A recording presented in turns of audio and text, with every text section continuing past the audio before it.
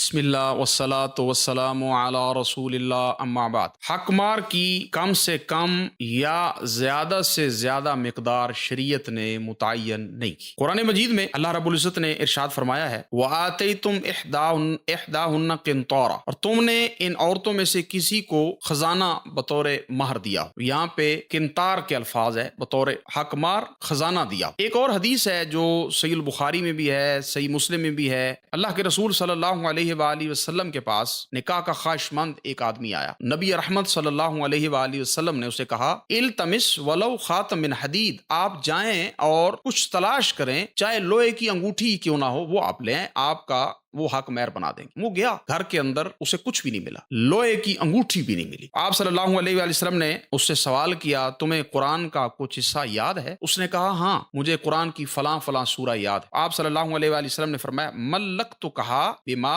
معک من القرآن، قرآن کی ان صورتوں کے بدلے جو تمہیں یاد ہے میں نے تمہیں اس عورت کا مالک یعنی شوہر بنا دیا۔ بخاری کی حدیث ہے۔ ایک اور حدیث ہے وہ بھی صحیح البخاری کی 5086 نمبر پہ ہے۔ نبی اکرم صلی اللہ علیہ وآلہ وسلم نے سیدہ صفیہ رضی اللہ عنہا کی آزادی کو ہی ان کا مہر بنا دیا، یعنی وہ غلام تھی، ان کو آزاد کر دیا، اور ان کی جب نکاح کیا ان کے ساتھ تو وہ ان کا جو آزاد کرنا تھا وہی حق مار تھا۔ سیدہ عائشہ رضی اللہ عنہا سے مروی ہے کہ آپ صلی اللہ علیہ وآلہ وسلم کی ازواج مطہرات کا مہر 12 اوقیہ یعنی 480 درہم بنتا ہے، اور ایک نصف اوقیہ یعنی 20 درہم، تو کل ملا کے یہ 500 درہم بنتے تھے اس دور کے۔ یہ جو حدیث ہے یہ صحیح مسلم کی ہے، 1426 نمبر پہ، مسند احمد میں ہے۔ عبد الرحمن بن عوف رضی اللہ عنہ نے کھجور کی گٹھلی کے برابر سونا بطور حق مہر دیا، یہ ابو داؤد کے اندر ہے 1854 نمبر پہ اور 2109 نمبر پہ۔ سعید بن مسیب رحمہ اللہ نے 2 درہم حق مہر کے ساتھ اپنی بیٹی کی شادی کر دی۔ یہ المغنی لابن قدامہ جلد 10 صفحہ 99 پہ یہ بات دیکھی جا سکتی۔ اسی طرح احناف کے نزدیک کم از کم جو مہر کا تعین ہے وہ